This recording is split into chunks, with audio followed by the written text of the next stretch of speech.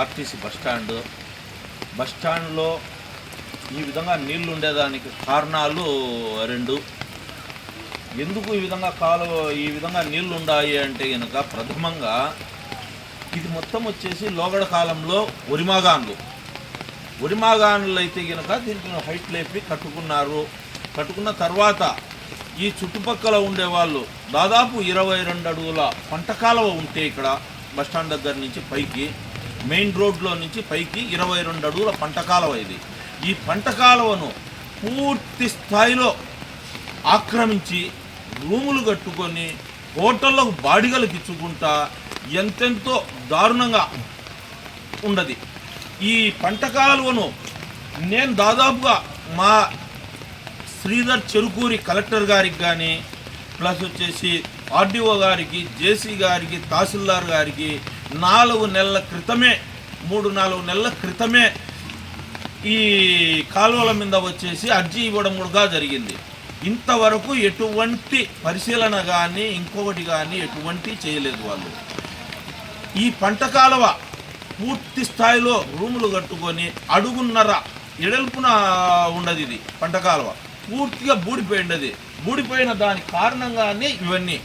ఈ CCR complex Cherukuri చంద్రాయని complex దగ్గర మొత్తం వచ్చేసి రూములు కట్టుకొని ఇదంతా ఉండబట్టి ఈరోజు వచ్చేసి ఈ విధంగా దావతీస్తాంది తప్పనిచ్చి వేరొకటి లేదు. ఇక్కడ ఎందుకు ఈ విధంగా నీళ్ళు ఎక్కువ ఉంటాయి అని అంటే టోటల్గా పైన నుంచి గిరినగర్, రెడ్డినగర్ మొత్తం వచ్చేసి ఈ రంగసముద్రం పంచాయతీలో సొగం గ్రామానికి సంబంధించి ఈ పక్క రోడ్డుకు తూర్పు భాగాన మొత్తం వచ్చే నీళ్ళన్నీ ఈ బస్టాండ్ సెంటర్కి వచ్చేస్తాయి. ఎందుకు అంటే కనుక ఇది కొద్దిగా తగ్గు కాబట్టి అక్కడి నుంచి అంతా వచ్చేది. ఇక్కడ కనుక ఈ బస్టాండ్ దగ్గర కనుక మనం కాలువలు చేపిస్తే కనుక శుద్ధమవుతాయి. గతంలో కూడా పోయిన లాస్ట్ ఇయర్ కాకుండా అంతకుముందు సంవత్సరం రాజీవ్ రెడ్డి పంచాయతీ సెక్రటరీ, చిత్తా రవిప్రకాష్ రెడ్డి సర్పంచ్ ఆధ్వర్యంలో ఎమ్మెల్సీ గారికి చెప్పి మొత్తం రోడ్డు మీద మొత్తం వచ్చేసి అంతా కాలువలు తీపిచ్చి అంతా చేయబట్టి ఆ రోజు తగ్గినాయి. లేకపోతే కనుక ఆ రోజే ఇల్లు పడిపోయే స్టేజ్లో ఉన్నాయి. ఇది మళ్ళా వచ్చేసి ప్రతి సంవత్సరం వర్షం వచ్చే ఇదే గతి. ఇది లేకుండా శాశ్వత పరిణామం అనేది జరగాలని మేము కోరుకుంటున్నాము. దాదాపుగా 22 అడుగుల పంట కాలువను ఆక్రమించుకొని రూములు కట్టుకొని ఆ కాలువలు బూడేసే ఏమొస్తుంది? కాలువలను కొద్దిగా చేసి ఎంత కాలువ ఉందో అంత కాలువ వచ్చేసి గవర్నమెంట్ వాళ్ళు హ్యాండ్ ఓవర్ చేసుకొని కడితే బాగుంటుంది. అయ్యా కలెక్టర్ గారు నమస్కారం చేసుకుంటున్నాం సార్. చెరువులలో టెంచులు కొట్టుకోవడంతో చెరువులకు నీళ్లు రాకుండా ఆగిపోవు సార్.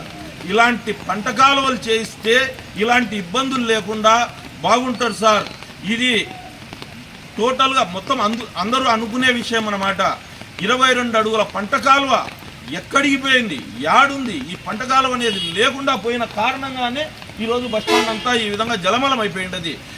ఈ కాలువను ఒక్కసారైనా మా జిల్లా కలెక్టర్ గారు చూసి ఈ బిల్డింగ్లను చూసి ఈ పంట కాలువను ఆ బిల్డింగ్లు ఎవరెవరు ఎంక్రోచ్మెంట్ ఉండరో అవన్నీ పగలగొట్టించి కాలువలు చేస్తే ఇటువంటి ఇబ్బందులు లేకుండా పోతాయి. పంట కాలువలను ఆక్రమించి కట్టుకోవడం ఏంది? ఇది లోకానికే దూరం అన్నమాట.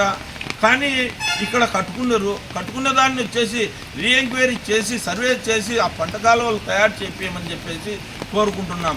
కలెక్టర్ గారి పర్సనల్ గ్రాంట్లో 2 లక్షలు 3 లక్షల లెక్క టెన్షన్ కొట్టేదానికి ఇచ్చేదానికి బదులు ఈ పంట కాలువలు తయారు చేసేదానికి ఇస్తే కాలువలు ప్రజలకు ఎంతో అంత మేలు చేసిన వాళ్ళు అవుతారని విన్నపించుకుంటాను జిల్లా కలెక్టర్ గారికి.